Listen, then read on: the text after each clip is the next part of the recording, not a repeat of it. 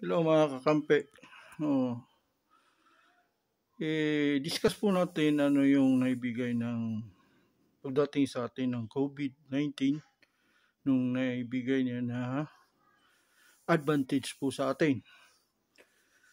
Ang advantage po na naibigay ng COVID sa atin, itong mga face mask. Kasi hindi natin alam, noong wala pa tayong face mask, pag nasa labas tayo, yung air pollution, nalalanghap natin, yung tambuso ng sasakyan, kung ano man yan, nalanghap natin kaya nagkakasakit tayo, inuubo o sinisipon. So yan ang advantage po na mayroon tayong face mask. Yung iba naman, hindi sanay. Sabi nila hindi sila makahinga. So depende lang po yun. Ako, lagi akong nagpi-face mask. Kasi natutunan ko na po ito.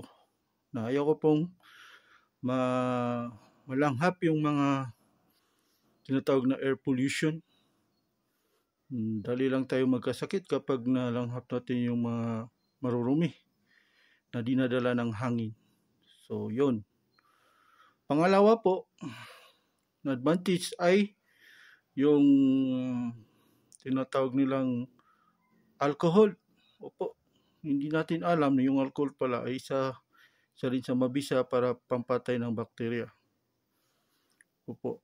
Kaya yun din ang advantage na kailangan mayroon din tayong alcohol para kahit ano yung mahawakan natin na bakterya, na may bakterya, ay hindi tayo magkakasakit. Saka pangatlo naman ay yung tulad na paglilinis, na lagi mong pagdating mo sa bahay ay sabunan mo yung mga kamay mo para maging malinis po tayo. At pagkakain ka, di malinis na yung kamay mo. So wala ka nang makukuhang bakterya na makakain mo. Dahil malinis na yung kamay mo. Nakuha na ng sabon. So yan po ang natutunan ko sa pagdating ng COVID. So yun po ang kumbaga na yun ang advantage po. Advantage po ng pagdating sa atin ng COVID.